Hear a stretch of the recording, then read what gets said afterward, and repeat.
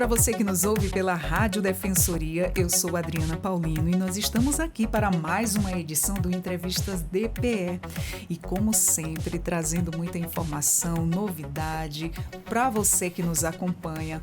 Hoje eu estou aqui com mais uma novidade, essa que me enche o coração de felicidade. Hoje nós vamos falar da campanha da Fraternidade 2025, Fraternidade e Ecologia Integral, um chamado à conversão ecológica. E para falarmos sobre esse assunto, eu tenho a honra de receber aqui nos nossos estúdios da Rádio Defensoria o Bispo Dom Evaristo Spindler, para falar da campanha da Fraternidade 2025. Seja muito bem-vindo, Dom Evaristo, ao Entrevistas DPE. Muito obrigado, Adriana, e um grande abraço, a minha saudação a todos os nossos ouvintes. É um prazer e uma honra em recebê-lo aqui. Dom Evaristo, para nosso começo de conversa, o que motivou a escolha do tema Fraternidade e Ecologia Integral para a campanha da Fraternidade deste ano? Esse ano nós temos dois motivos muito especiais. Um primeiro, que a COP30 sobre o clima, ela vai acontecer na região amazônica, no Brasil.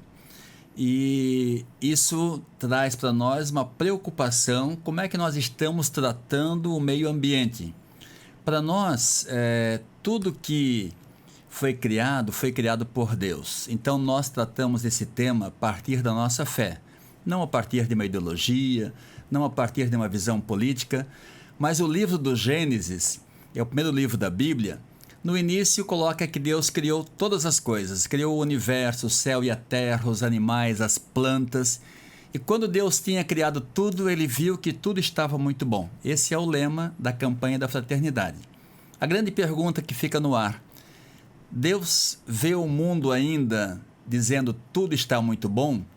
Ou começa a perceber destruições, poluições, violências? Certamente tem muita coisa que mudou a partir do sonho de Deus, a responsabilidade dos seres humanos. Então, a primeira motivação para escolher esse tema para o ano 2025 é que nós celebramos a COP30 em Belém do Pará. O segundo é que nós, nesse ano, celebramos 800 anos da composição do Cântico das Criaturas por São Francisco de Assis. São Francisco, ele é tão importante que o jornal The New York Times, no ano 2000, ele fez uma enquete com os seus leitores: quem seria a personalidade do milênio, do segundo milênio. E alguns pensavam que fosse um cientista como Einstein, ou um grande artista, Michelangelo, ou qualquer outra grande personalidade. E se surpreenderam que, quando vieram as respostas, o nome que mais apareceu foi Francisco de Assis. Porque São Francisco ele tem uma sensibilidade para com todas as criaturas. Quando ele compôs esse cântico, há 800 anos atrás exatamente, ele chamava o irmão Sol, a irmã Lua, as irmãs Estrelas, a irmã Água, o irmão Vento. Só a terra ele chamava de irmã e mãe terra, porque dela vem o nosso sustento. Dela crescem os frutos e as flores.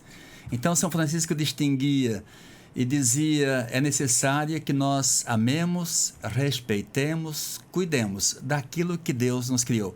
E essa é a visão que nos move para o cuidado com a criação. Exatamente, eu ia falar exatamente isso no comentário que eu ia fazer dessas suas falas. Exatamente, cuidar com amor e respeito àquilo que Deus nos deu, né? Exatamente. São Francisco foi tudo isso, né? Eu sou franciscano, então sou um pouco suspeito para falar. Você Somos como nós. cearense e eu franciscano, temos um grande amor e uma paixão por São Francisco de Assis. Algumas idas a Canindé.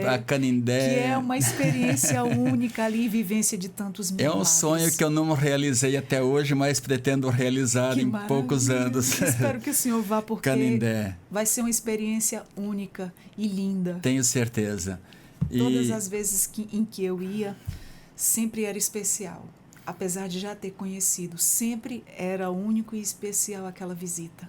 São Francisco, ele tem uma sensibilidade extraordinária. Quando o Papa Francisco, ele foi eleito Papa, ele estava ao lado de Dom Cláudio Umes, é um bispo brasileiro, cardeal brasileiro, e também franciscano. E Dom Cláudio cochichou no ouvido de Bergoglio: não se esqueça dos pobres. E naquele momento ele decidiu pelo nome de Papa, chamando-se Francisco, porque Francisco, além de ter essa visão do cuidado com o meio ambiente, ele tinha uma preocupação com o cuidado dos mais pobres da sociedade. Eu tenho um filho chamado Francisco por conta de São Francisco. Então, nessas idas ao Canidé, eu pude sentir, só falando um pouco para o senhor, eu pude sentir a paz, a humildade presente naquele lugar, porque São Francisco amava os pobres. Eu me sentia acolhida, paz, renovava a fé, assim triplicava. E assim foram experiências únicas e maravilhosas. Espero um dia poder voltar, apesar de residir aqui nessa terra que nos acolheu, mas assim, amo de coração. Foi assim, fica no coração para sempre. E a saudação de Francisco é paz e bem, né? Acompanho o Dom Antônio Fernando Sim. pela internet e a gente sempre finaliza as nossas orações com paz e bem. Paz e bem. Paz e bem, todo dia. Porque a paz é aquilo que Jesus mais desejou para todo mundo. Quando ele ressuscitou, ele desejou aos seus discípulos: a paz esteja convosco. E o bem para São Francisco, que é o sumo bem, é Deus. A paz que vem de Deus para todas as pessoas humanas. Isso é maravilhoso. A quem busca sabe o quanto isso é imprescindível para a nossa vida, para o nosso dia a dia. Eu não sei, eu criei essa dependência, eu não sei sair de casa sem antes fazer as minhas orações. E eu acompanho o Dom Antônio Fernando já há muito tempo, é bispo do Rio de Janeiro. Então ele celebra a missa, já virou um hábito, celebra a missa e depois a oração da manhã. De manhã. Que aqui, por conta do fuso horário, para a gente aqui sai 4 da manhã. Sim. E lá é 5. 5 horas. Né? E aí eu acordo 4 da manhã para acompanhar. Quando não, às vezes eu pego a gravação, mas eu prefiro ao vivo e receber aquela bênção. Ele dá a bênção dos pãezinhos, do Santo Antônio, do São Francisco, São Padre Pio. Sim. E é mágico, é maravilhoso. Eu passo o dia protegida, eu me sinto assim como se estivesse fortalecida. E é muito bom essa sensação todo dia. E Dom Evaristo fala pra gente, já que falamos de todos esses bens e que é voltado aí o tema da campanha da fraternidade, qual é o papel da igreja na promoção da ecologia integral dentro da sociedade brasileira? Além de ser bispo de Roraima, eu também sou presidente da Rede Eclesial Panamazônica. Essa rede foi criada em 2014, por Dom Cláudio Umes, esse mesmo cardeal que sussurrou no ouvido do Bergoglio quando foi eleito Papa. E por isso ele tinha uma amizade muito grande com o Papa Francisco. Em 2014, ele foi o primeiro presidente da Repam Panamazônica, que abrange os 8 países da Panamazônia e o território da Guiana Francesa. No Brasil, abrange 9 estados, né, da Panamazônia. Eu sou presidente da Repam Brasil, então, portanto, dessa região amazônica brasileira. Na última semana, nós fizemos uma visita a 8 ministérios em Brasília, em vista de algumas situações típicas da Amazônia, muito relacionadas com a questão do meio ambiente. Então, a igreja tem uma incidência também junto aos poderes do Brasil, do Estado, dos municípios, né? E eu queria situar essa incidência, porque assim, desde que foi criada a Repam, ela começou a fazer seminários na Amazônia. Primeiro, a partir de um documento do Papa Francisco, Laudato Si, Louvado Sejas, que está ligado ao Cântico das Criaturas de São Francisco. Esse documento ele escreveu em 2015, então a Repam fez muitos seminários na Panamazônia. Depois o Papa convoca o Sínodo para a Amazônia, que aconteceu em 2019. Em preparação para esse sínodo, a Repam fez uma grande escuta em todos os territórios amazônicos e foram ouvidas 87 mil pessoas. Ali saiu a questão da agressão à natureza, a agressão aos povos indígenas, aos quilombolas, aos ribeirinhos, né? Nós temos aqui o avanço, de modo especial, do desmatamento na Amazônia. Atrás do desmatamento vem a criação extensiva do gado. Depois vem o plantio da monocultura, e aí vem em muitos lugares a soja, o dendê, milho, né? Que são agriculturas que não são nativas daqui dessa região. E quando se devasta a Amazônia, esse planta monocultivo, nós acabamos com a biodiversidade. Em algumas regiões, o solo é tão pobre, aqui em Roraima é um desses casos, talvez seja um dos solos mais pobres do Brasil. Quando se planta de forma seguida, acabando com aquele ambiente nativo daqui, em pouco tempo nós podemos ter um deserto. E a Amazônia ela é um regulador do clima. Alguns chamavam no passado que a Amazônia era um pulmão do mundo. Na verdade, hoje se sabe que não é. Mas ele é um regulador do clima, porque a floresta ela consegue jogar a umidade para a atmosfera. Com os ventos, essa umidade é levada pelos chamados rios voadores e a chuva chega até o centro-oeste, o sudeste, o sul do Brasil. Certamente, se nós não tivéssemos a Amazônia, São Paulo seria um deserto. Então, é importante preservar a floresta de pé. Tudo isso foi discutido, foi refletido no tempo do Sínodo e surgiu, então, um documento muito importante pedindo uma igreja com o rosto mais amazônico, uma igreja mais enculturada, uma igreja que assuma as raízes do nosso povo indígena, quilombola, ribeirinho, né? Uma igreja que assuma as causas humanitárias desta região a partir da fé, né? E o segundo ponto muito importante é a preservação do meio ambiente, a preservação da ecologia. Então, quando eu falo que nós fizemos essa visita, porque depois do Sínodo em 2023 aconteceu uma grande estiagem na Amazônia, uma seca talvez sem precedentes. Então, muitas comunidades ficaram isoladas, ficaram com fome, não conseguiram produzir os seus alimentos e não tinham acesso às cidades, né? Naquele momento, nós visitamos 13 ministérios. Levamos um relatório muito grande, produzido pelas comunidades, pelos territórios, e a partir desse relatório levado ao governo federal, nos 13 ministérios e na Secretaria da Presidência, surgiu um caderno de respostas, que foi entregue aos bispos da Amazônia quando se encontraram em agosto de 2024 em Manaus. Então agora foi um segundo contato com esses ministérios, atualizando a realidade da Amazônia a partir de uma outra escuta que fizemos no primeiro semestre, do segundo semestre do ano passado até início desse ano. Então eu queria chamar a atenção para alguns aspectos dessa visita a Brasília. Uma delas, o corte dos recursos humanitários aqui em Roraima. Um segundo seria a questão habitacional aqui em Roraima e em toda a Amazônia. E um terceiro, a questão do mercúrio, né? Primeiro, então, sobre a questão dos cortes humanitários. A Igreja Católica, através da Caritas, atendia diariamente aqui em Boa Vista 1.800 refeições diárias, né?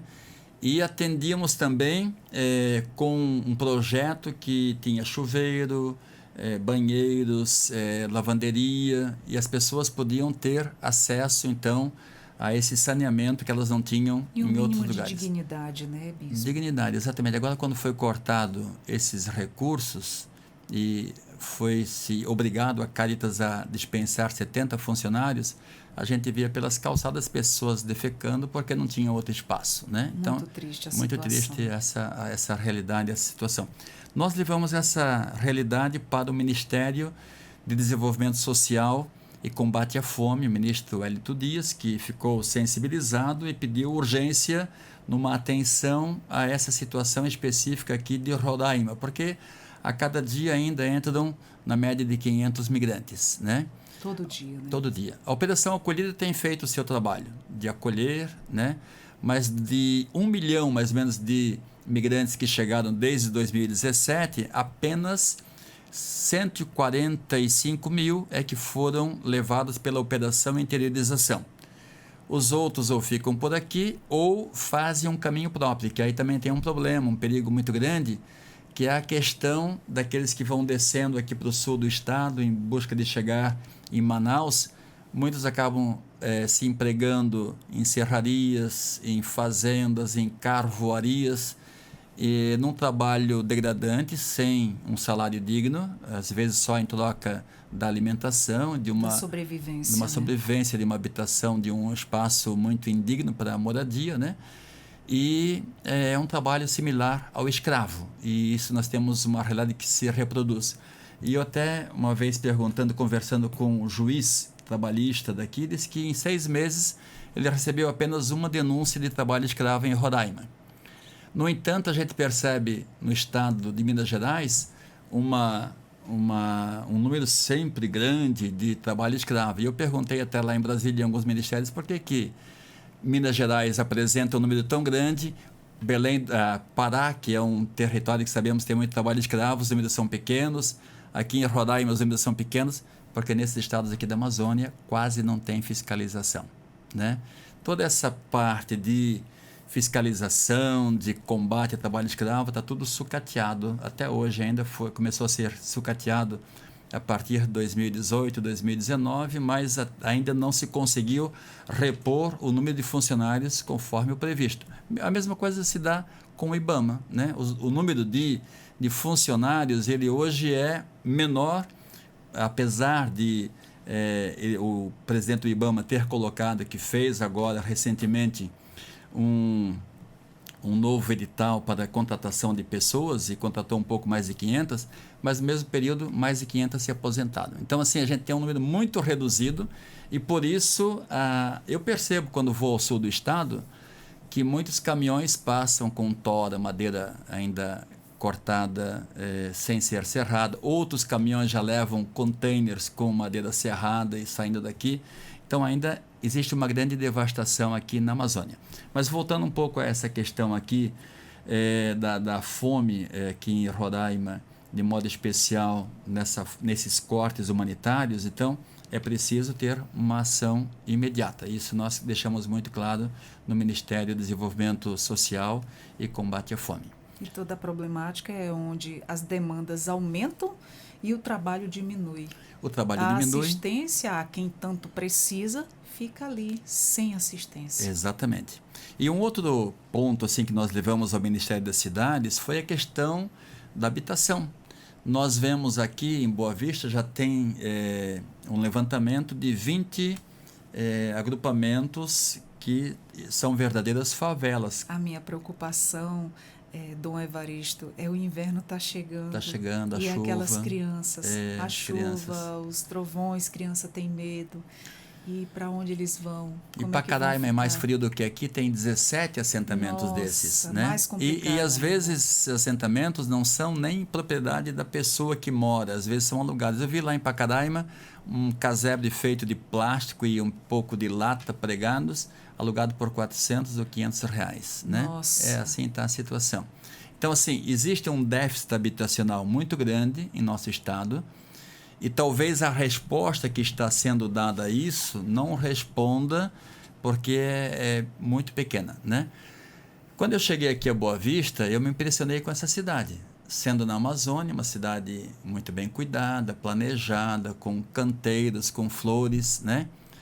Não se dá o mesmo nesse momento com as periferias. Então, esse é o problema e esse é o cuidado que temos que ter nesse momento.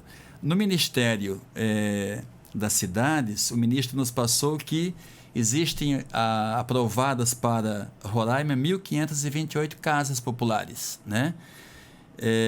25 para Alto Alegre, 25 para Bonfim e as demais para a cidade de Boa Vista. Isso é insuficiente para o número que depende de ter uma casa.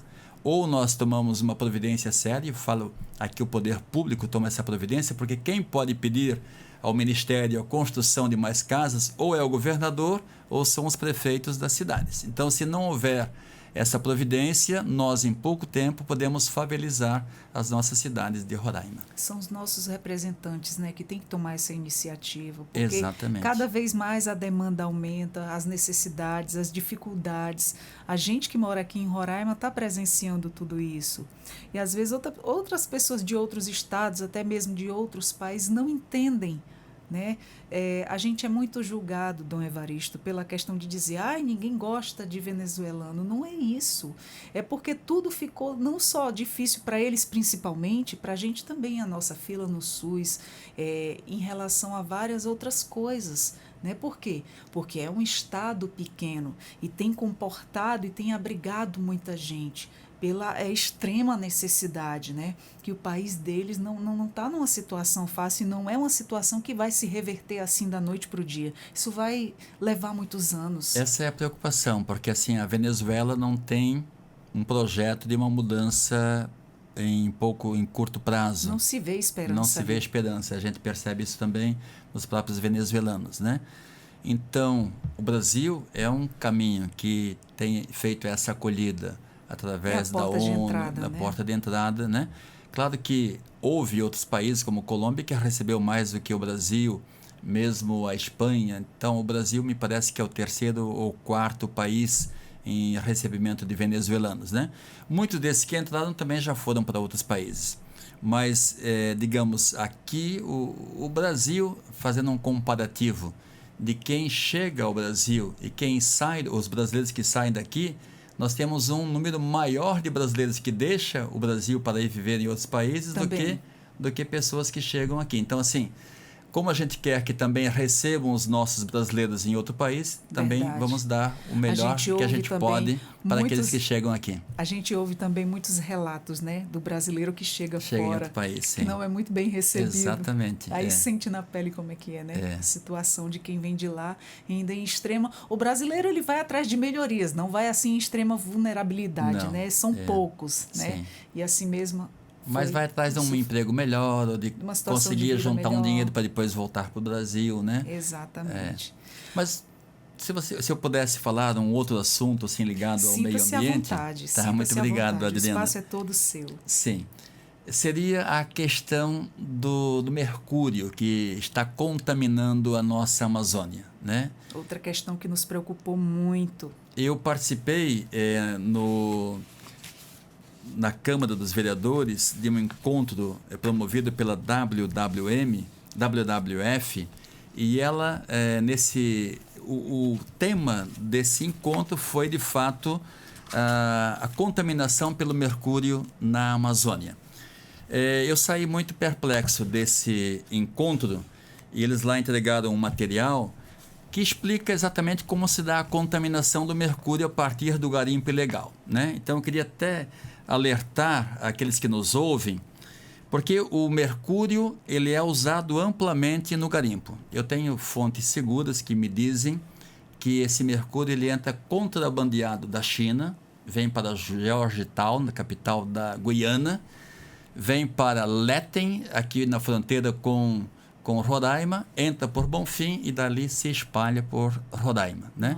As nossas fronteiras são muito porosas, não tem uma fiscalização adequada, né? Exatamente. A gente pode passar naquela fronteira para Guiana, entrar e sair, muitas vezes não é parado. Mas, além disso, o rio Tacutu é um local onde barcos e canoas passam de um lado para o outro, levando mercadorias legais e ilegais, né? E o mercúrio é um desses produtos ilegais. Ele não é produzido no Brasil, ele é importado legalmente apenas para a indústria. Ilegalmente, você não sabe a procedência desse mercúrio, né? Já se sabe, a procedência é a China, né? Nossa. E o que falta agora é barrar esse mercúrio de entrar no Brasil, porque se sabe os caminhos, né? A inteligência já sabe de onde vem. Para fazer a coisa ilícita, o povo dá um jeito. Né? A gente sabe, eu conheço pessoas que trabalham na região Yanomami, né, que estão de frente assim com essas pessoas, que eles adentram os rios, as florestas, e estão ali convivendo com os índios. Então, o que se vê? Pessoas da saúde. Exato. Que vão para tratar, ficar ali nos polos bases de saúde, onde eles montam ali em cada região da área indígena Yanomami. E o que se vê muito pela contaminação, e que se via muito, né? Índios doentes, peixes contaminados. E o índice de doença só se agravando e aumentando por consequência desse mercúrio, da poluição dos rios? A contaminação se dá de duas formas. Uma primeira, porque o mercúrio é colocado junto com o ouro, ele se separa do ouro e forma uma amálgama de cor prateada, e aí separa dos resíduos que vão de volta para o rio junto com o mercúrio que sobrou, né? Esse composto que virou ali essa amálgama, ela é levada ao fogo. E o que é o próprio mercúrio, ele se transforma num gás que vai para a atmosfera. Então, ele vai poluir aquela região onde foi extraído o mercúrio, mas esse gás também chega a outras regiões através do ar. E aquela parte que sobrou e que foi para os rios, essa vai sendo absorvida pelas plantas. Os peixes pequenos comem as plantas, os peixes grandes comem os peixes pequenos e nós comemos os peixes grandes. E um vai contaminando o outro. Contaminando. E aí a questão é a seguinte, que todos nós já na Amazônia estamos contaminados com mercúrio. A questão é saber qual é o grau de contaminação de cada pessoa, né?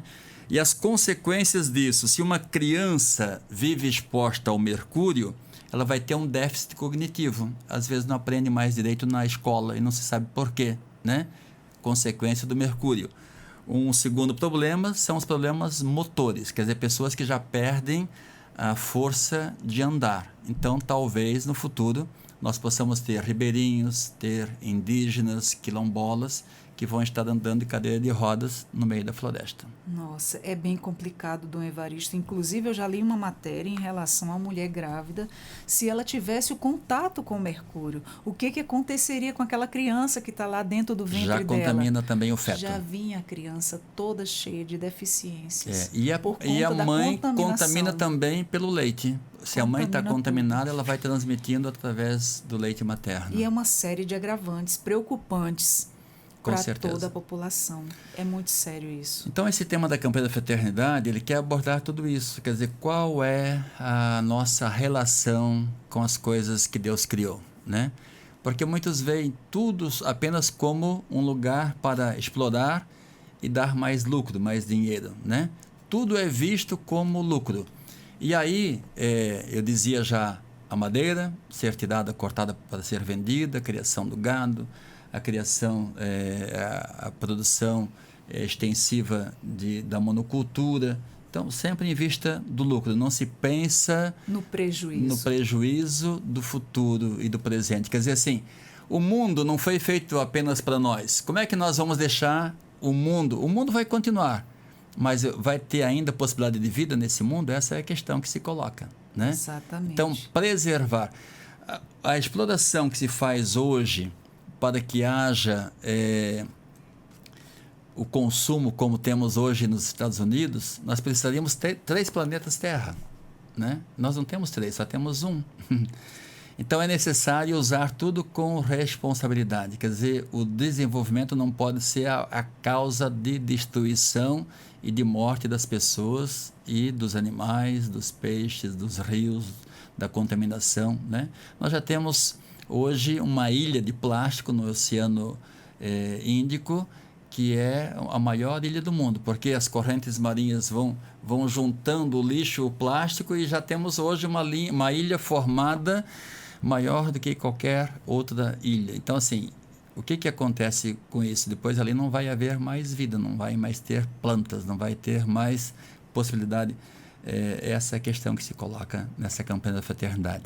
E muito importante esse tema, para passar esse conhecimento e esse alerta e o conhecimento com todas essas informações para a população, para a comunidade, para todo mundo ficar ciente, porque é como o senhor diz, as pessoas pensam muito no lucro e não estão pensando nas consequências futuras, no que tudo isso pode causar. Sabe que quando a gente falava do garimpo, hoje se diz que nós temos aqui em Roraima, em muitos lugares da Amazônia, um narco-garimpo, porque não é mais só a exploração do ouro, dos minérios que estão na terra, mas também a exploração das pessoas.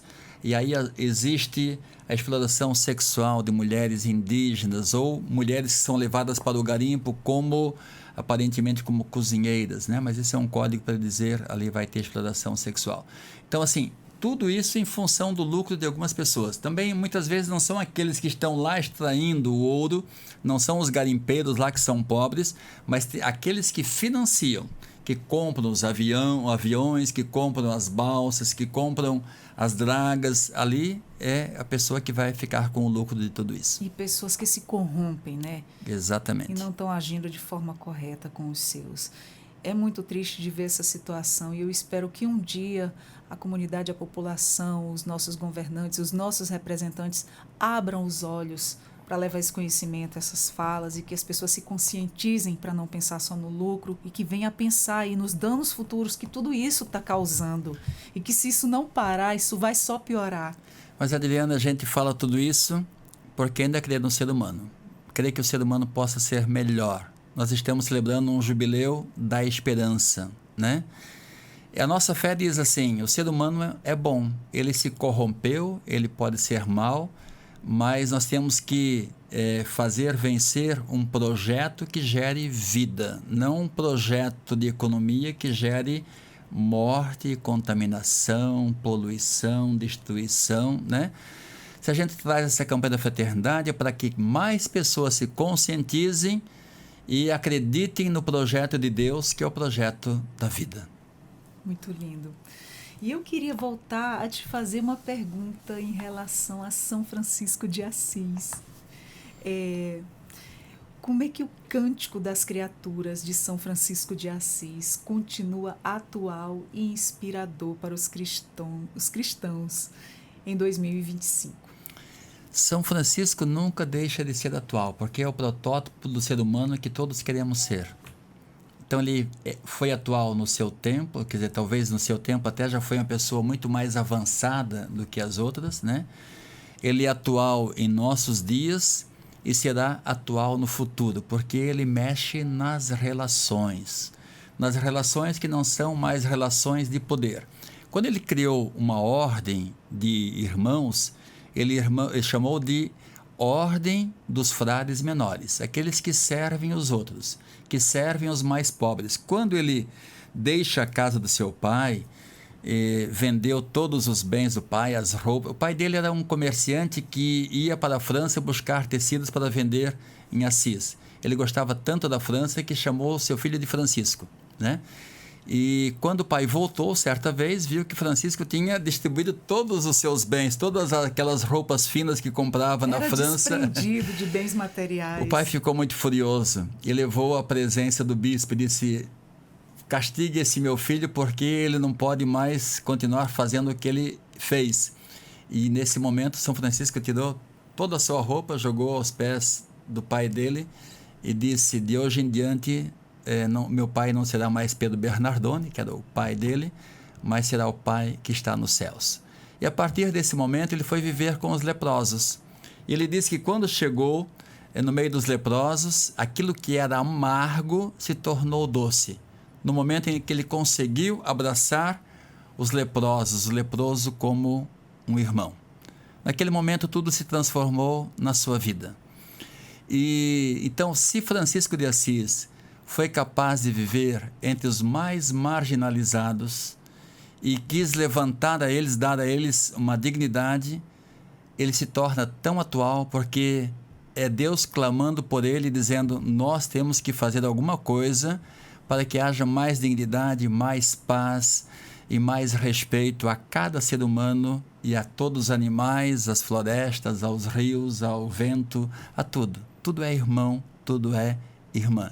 Esse é o clamor de Francisco em nossos dias. E tudo é igual, né? Perante aos olhos de Deus, tudo é igual. Sim. Ninguém nessa terra é melhor do que ninguém. E São Francisco, ele mostrou isso, essa humildade, né? Esse amor ao próximo. Eu acho isso muito lindo, isso muito bonito. É admirável. É acolher a todos, né? Você sabe que uma coisa que me chama a atenção em São Francisco, ele tinha essa visão de acolher os pobres, de promover os pobres, mas também com os ricos ele buscava conversar, dialogar. Naquele momento existia uma guerra entre as cruzadas, a igreja, e os muçulmanos que tinham invadido a Terra Santa, a terra onde Jesus viveu, onde morreu, ressuscitou. E São Francisco diz, não pode ser a solução através da guerra. E ele saiu lá de Assis, foi até o porto de Veneza, pegou ali um navio e foi até o Egito conversar com o sultão, o líder dos muçulmanos, e todos diziam, ele vai ser morto, porque é um cristão que está invadindo um espaço que é dos muçulmanos. E ele chegou com tanta humildade e disse, vim aqui para dialogar e dizer que a guerra não é a solução. A gente não tem esse diálogo do São Francisco com o sultão, mas sabe que os dois se entenderam. O sultão deu um presente a São Francisco e esse presente está lá em Assis até hoje. Quer dizer, ele consegue criar relação com os diferentes. Talvez essa seja a grande novidade de São Francisco e é também algo que clama nos nossos dias. Nos nossos dias hoje nós temos ideologias de um lado, ideologia do outro, existe confronto, existe fake news, desinformação, né? Uma sociedade intolerante ao diferente. São Francisco diz, acolha o diferente. Cada um é diferente, mas todos nós somos irmãos e irmãs. Exatamente, que falas lindas, Dom Evaristo. Dom Fernando, já ia lhe chamar de Dom Fernando, porque eu acompanho ele toda manhã, Dom Evaristo. E me diga o seguinte, Dom Evaristo, que ações práticas a CNBB ela espera que as comunidades realizem durante esta campanha? Eu penso que essa campanha não é apenas para o tempo da Quaresma. Essa campanha é uma campanha para nos conscientizar para uma forma diferente de existir no planeta. Então, a igreja está acompanhando agora a campanha da fraternidade, está promovendo pré-COPs, também aqui em Manaus, em Belém e em outras regiões da Amazônia, para preparar, seja as pessoas dos territórios, quilombolas, indígenas, ribeirinhos, também as pessoas que moram nas cidades. Como é que nós vamos viver numa relação diferente com a natureza criada por Deus? Não mais explorando, não mais poluindo, jogando lixo, né? Então, em primeiro lugar, é uma nova forma de pensar, né? É uma conversão pessoal nesse sentido que deve gerar também uma conversão comunitária. Mas, além disso, é claro que a igreja está incidindo para que haja políticas públicas, né? Porque o Estado também é responsável de dar condições de que nós preservemos o meio ambiente, né? Às vezes o próprio Estado é o agressor, quando começa a devastar. Aqui, por exemplo, em Roraima, existe um projeto de uma hidrelétrica, do Bem Querer, né? Essa hidrelétrica talvez seja uma grande destruição para o nosso meio ambiente. Eu já acompanhei, a partir do ano 1990, a hidrelétrica de Balbina, que é feita lá no município de Presidente Figueiredo. É um rio numa região muito plana, então fizeram uma barragem de uma hidrelétrica que produz muito pouca energia, porque o tempo da chuva é muito curto durante o ano, então ela produz muito pouca energia, não é suficiente nem para a Zona Franca de Manaus, né? E ela alagou um território imenso, e ali uma grande parte de área indígena, né? Eu lembro que na época eu visitei Balbina, porque eu tenho um primo que mora em Presidente Figueiredo, e toda a madeira, ela não foi retirada, ela ficou no fundo da água. Nossa. Né? E ali provocou-se um gás que matou todos os peixes e a vida do rio. Nossa, então, assim, aqui em Roraima, eu penso que Caracaraí, aquela região, se for, de fato, decidido pela construção dessa usina de Bem Querer, terá um desastre ambiental muito grande. Então, tem coisas, né, que não dependem só do cidadão, mas de políticas públicas, né? Quais são as energias alternativas que nós poderíamos ter aqui? Certamente uma grande fonte de energia em nossa região é o sol, que nós temos sol o ano inteiro, né? Então, assim, desenvolver políticas de energia solar seria muito importante nessa região. Claro que também interligado ao sistema nacional, né? O que está sendo feito agora com um linhão que está vindo de Manaus, que também trouxe um grande dano ao meio ambiente, porque passou dentro de uma reserva indígena, que é dos Waimiri-Aturuari, na divisa entre Roraima e Amazonas. Exato, são causas que precisaria assim ter um grande planejamento sem causar tantos danos como esses que vem causando, né? Então, assim, tem uma primeira coisa é chamar o ser humano, a cada pessoa, a cada cidadão, para que ele se comporte de uma forma diferente, né?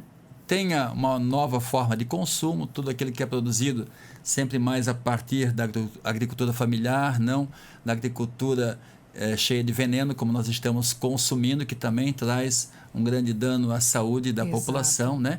Então, tem o lado mais pessoal, mas também tem o lado das políticas públicas que nós não podemos deixar de pensar como cidadãos e pressionar e ajudar a apoiar os governos de pensarem também de uma forma diferente. Exatamente, são uma série de fatores e por isso tão importante isso ser trabalhado nas igrejas, né, como a campanha da fraternidade que leva aí essa conscientização a toda a população. Só essa conversa que a gente está tendo aqui, eu estou tendo uma aula e abrindo a mente assim, às vezes a pensar coisas que a gente não pensava, né? Então isso levado em grande número, em grande quantidade de pessoa, tendo essa informação, com certeza sim, faz uma diferença sim. A informação é tudo, né? Adriana, eu sou um novo amazônida, eu não sou assim tão antigo aqui na Amazônia, eu cheguei em 2016. E já né? tem todo esse conhecimento. Mas eu tinha vivido 10 anos em Angola, né? Passei lá aquele período do final da Guerra Civil, né?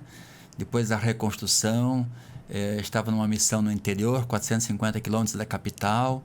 No tempo da reconstrução pós-guerra, a Unicef propôs a construção de escolas, a nossa diocese, a nossa missão se envolveu muito na construção e reconstrução de escolas que haviam sido destruídas, né? Quando eu saí de lá, nós tínhamos 2.500 crianças só nas escolas da missão. Que maravilha. Então, quando eu vim para a Amazônia, eu tentei saber como é que a gente poderia viver daqui. E eu procurei, tive assim muita sorte, porque foi o tempo que a Repam fazia todos esses seminários aqui no ambiente, no território amazônico. Depois veio o sínodo, então foi um aprendizado conjunto com pessoas que já viviam muito mais aqui a partir da escuta, né? E assim, a gente tenta somar. Eu em cada lugar que... Quando eu chego num lugar, quando eu cheguei aqui como bispo de Roraima, me perguntavam assim, quais são os seus planos para Roraima? Eu falei, primeira coisa, eu quero escutar do povo qual é a história, qual é o caminho. A nossa diocese aqui a nossa igreja de Roraima já faz 300 anos de história. Olha só. Nesse ano 2025, nós celebramos 300 anos que foi a chegada dos primeiros missionários que moraram aqui nessa terra. Foram os carmelitas, que chegaram em 1725. Depois vieram franciscanos, vieram os diocesanos de Manaus, depois vieram os beneditinos. Essas igrejas que nós temos hoje aqui, igrejas e construções, como por exemplo a Prelazia, onde eu moro, né? O estilo daquela igreja matriz, que era dos carmelitas, mas foi um pouco ampliada e dado um novo estilo, tudo isso é o estilo dos beneditinos, né? Depois nós tivemos um período fértil dos missionários da Consolata, a construção da catedral e muitas outras igrejas aqui na cidade, como São Francisco, né?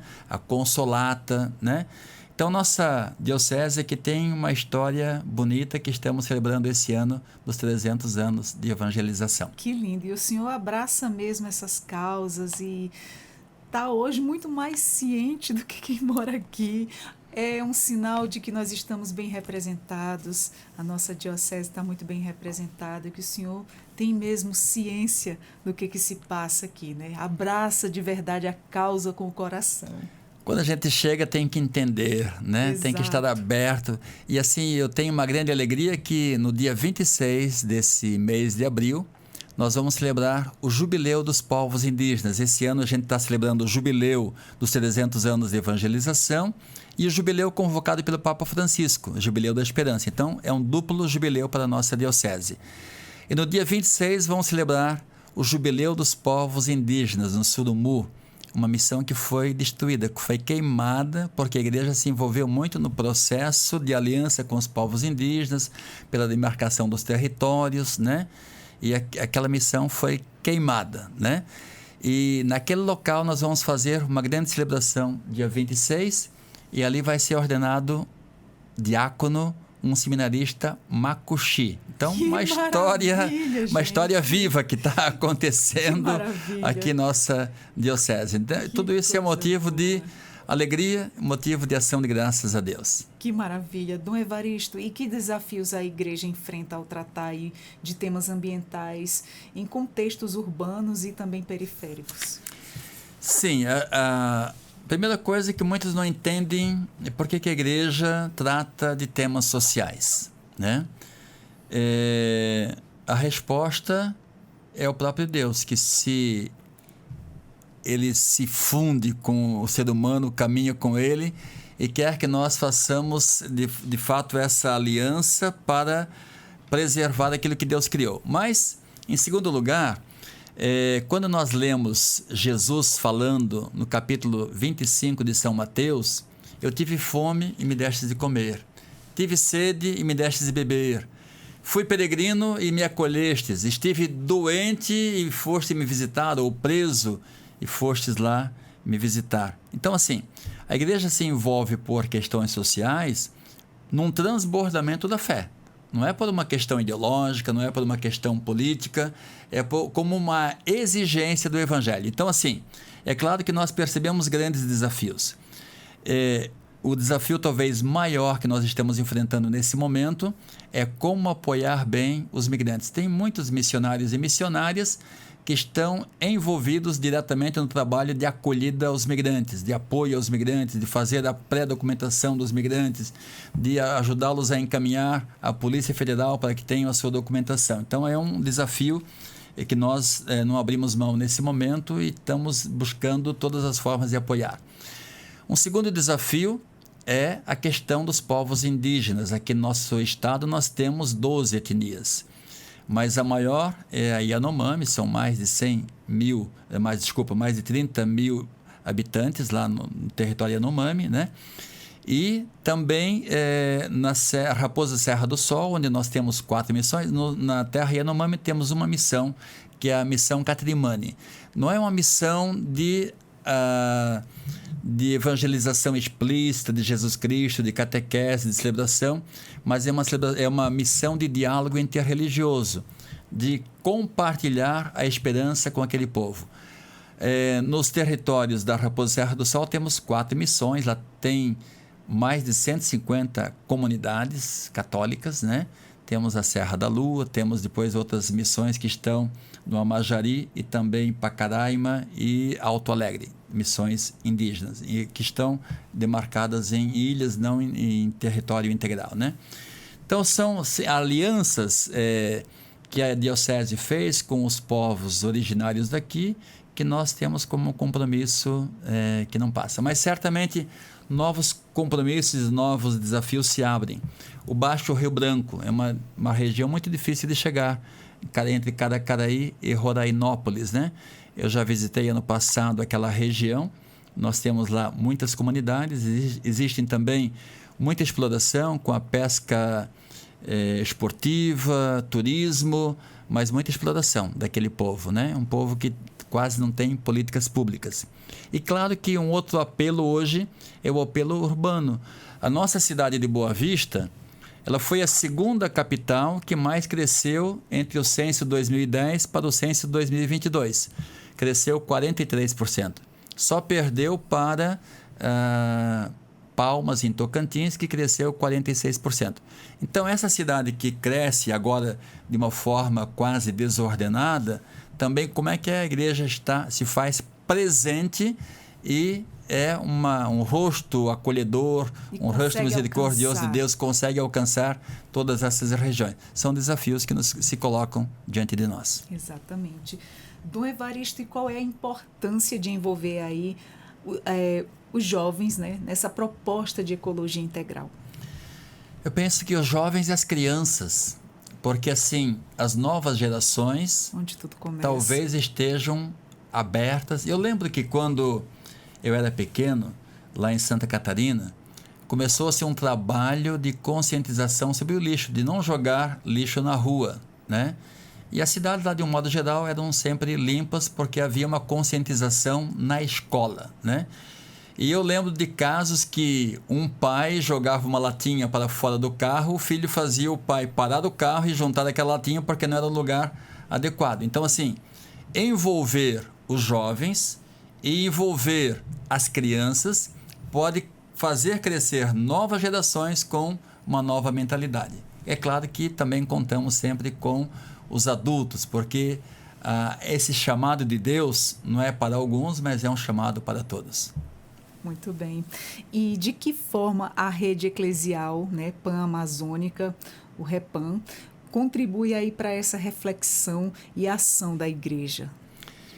A REPAM, ela trabalha em rede, né? Então, com todas as dioceses, mas também tem núcleos em todos os territórios da Amazônia, promovendo agricultura familiar, promovendo formação, né? Trabalho com mulheres, né?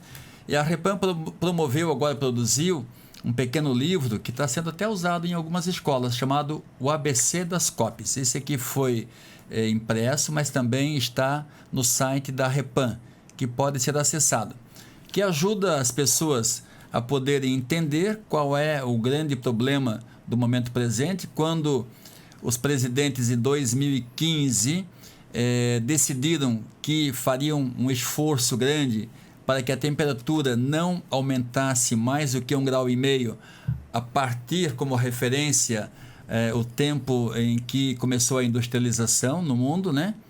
Ano passado já chegamos a esse 1,5 graus, né? Então, assim, tristemente, os índices são desafiadores, são pessimistas, né? Para quem olha a partir da ciência, nós estamos diante de um drama e só podemos olhar com pessimismo. A partir da fé, nós podemos dizer, Deus ainda age no coração das pessoas e pode dar uma nova esperança, e sempre a esperança é a última. A gente diz que não morre, né? A esperança nunca morre. São Paulo diz, a esperança não decepciona. A esperança não decepciona. Então nós cremos ainda no ser humano, e através a COP que vai acontecer agora em Belém, ela é decisiva, porque ali tem que se fazer orçamentos, porque foi decidido que haveria esse limite de 1,5 graus no aquecimento global, mas, digamos, ninguém assumiu a responsabilidade. Quem vai doar o dinheiro, né? Os países mais ricos têm responsabilidade maior porque já destruíram mais. Então, isso se chama de justiça climática, né?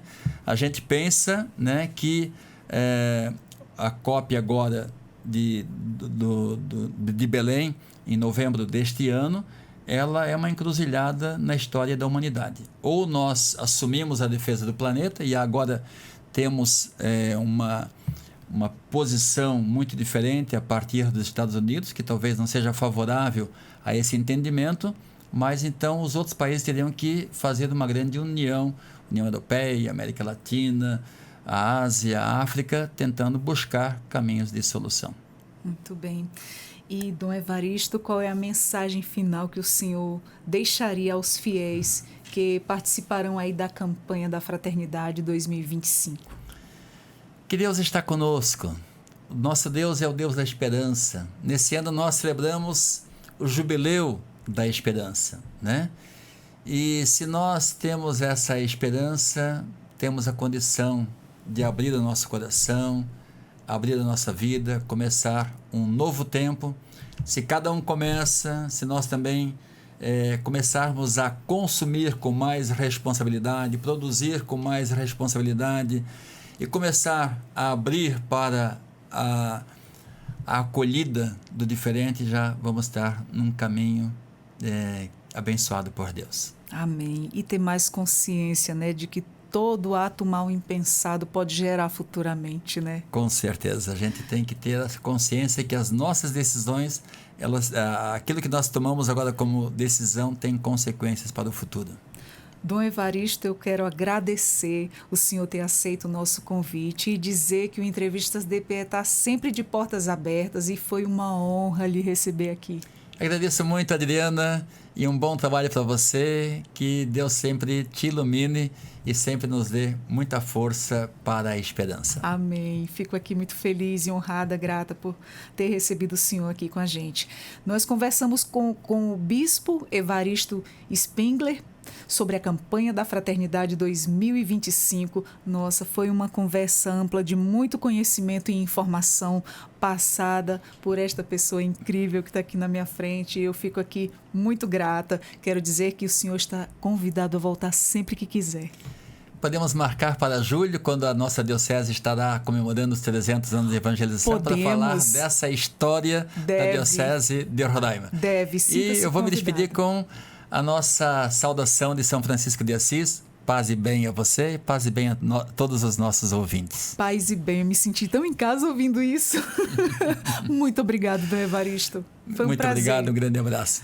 A você que nos acompanhou até agora, meu muito obrigada pela sua companhia. Repasse essa boa informação e diga aos nossos demais ouvintes que nós também estamos no YouTube, Deezer e Spotify, a nossa rádio web da Defensoria. Eu sou Adriana Paulino com mais um Entrevistas DPE e até a próxima. Tchau, tchau.